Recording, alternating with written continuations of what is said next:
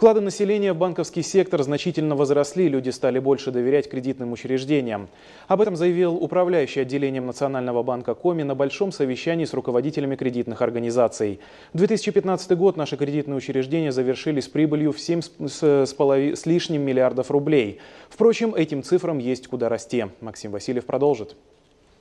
Банковский сектор в Коми застыл в режиме ожидания. Несмотря на улучшение капитализации, в привлечении средств в прошлом году наши кредитные учреждения заметно прибавили. Сейчас эта цифра в районе 106 миллиардов. В кредитной политике хвастать особо нечем.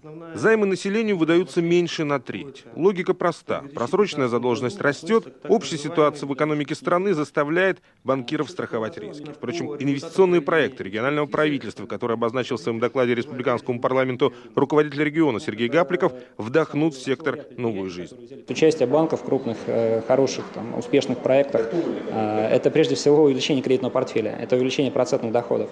То есть, конечно, банк сам заинтересован к участию в таких проектах.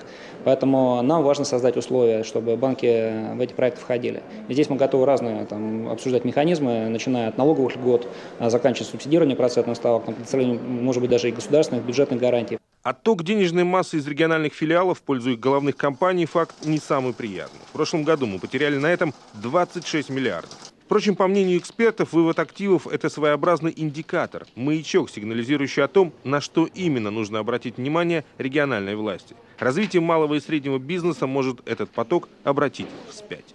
Если деньги уходят, то здесь нет рынка для того, чтобы выдавать эти кредиты, поэтому, так сказать, деньги не имеют границ и, соответственно, уходят в ту сторону в рамках России, где, по крайней мере, существует какая-то определенная все-таки динамика или движение.